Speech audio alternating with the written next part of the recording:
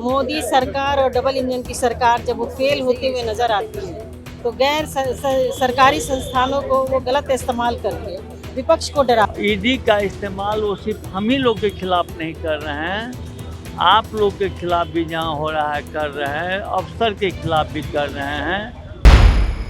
आज बिहार कांग्रेस कमेटी के द्वारा पटना में के इनकम टैक्स पर आज विरोध प्रदर्शन किया गया है। यह विरोध प्रदर्शन बीजेपी के खिलाफ है और बीजेपी के खिलाफ जमकर नारेबाजी करते हुए आज बिहार कांग्रेस के तमाम बड़े नेता इस प्रोटेस्ट में मौजूद थे और उन्होंने कहा है कि जिस तरह से ईडी का आज दुरुपयोग किया जा रहा है, जांच एजेंसियों का दुरुपयोग किया जा रहा है, कहीं ना कहीं वो बीजेपी के इशारों पर किया जा रहा है। इन तमाम मुद्दों को लेकर के जब हमने कांग्रेस के कई वरिष्ठ नेता व विधायकों से बात की तो उन तमाम मुद्दों को लेकर के क्या कुछ कह रहे हैं बिहार कांग्रेस के वरिष्ठ नेता मदन मोहन झा व विधायिका प्रतिमा दास, आइए सुनाते हैं।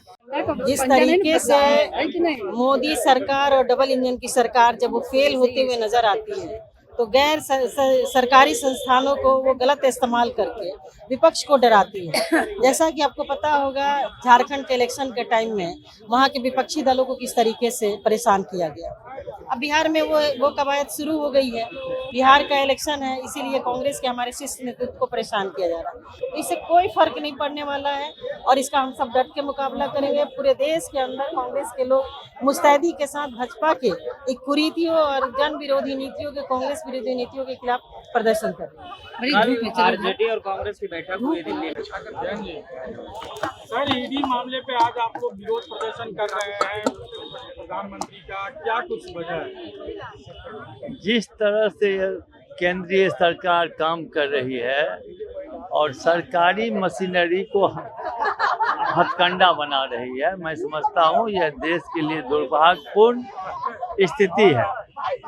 आज उन्होंने हमारे सर्वोच्च नेता सोनिया गांधी जी और राहुल गांधी जी के खिलाफ ईडी से केस करवाया है।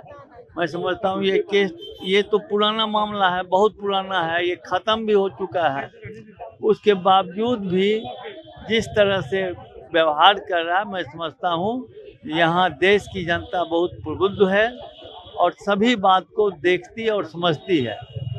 ईडी का इस्तेमाल वो सिर्फ हम ही लोग के खिलाफ नहीं कर रहे हैं, आप लोग के खिलाफ भी जहाँ हो रहा है कर रहे हैं, अफसर के खिलाफ भी कर रहे हैं और जहाँ उनके भी पार्टी के लोग उनसे समानता नहीं रखते हैं, उनका डिक्टेटरशिप के खिलाफ मुंह खोलते हैं, उनको भी वो प्रताड़ित करते हैं। जब चुनाव आता है सर, इस तरह से दिल्ली में जब चुनाव था तब भी इस तरह का काम किया गया था केजरीवाल के खिलाफ या और लोगों के खिलाफ। उसी तरह से फिर से बिहार में विधानसभा चुनाव है तो नहीं लग रहा है प्रताड़ित किया जा रहा है? ये तो आप खुद बता रहे हैं, आप लोग खुद समझते हैं और जो बात मैं कहता हूँ आप अपने मुंह से बोल चुके हैं।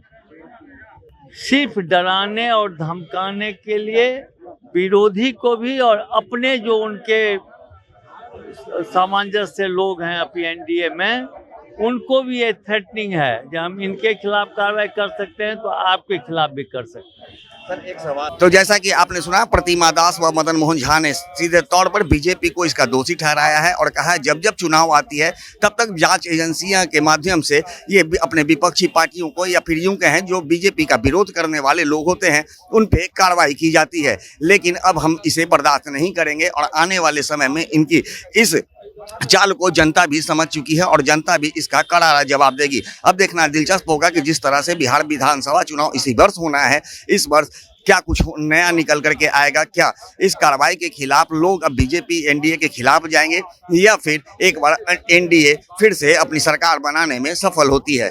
ज्ञानंद वर्मा, आर्यन खबर, पटना।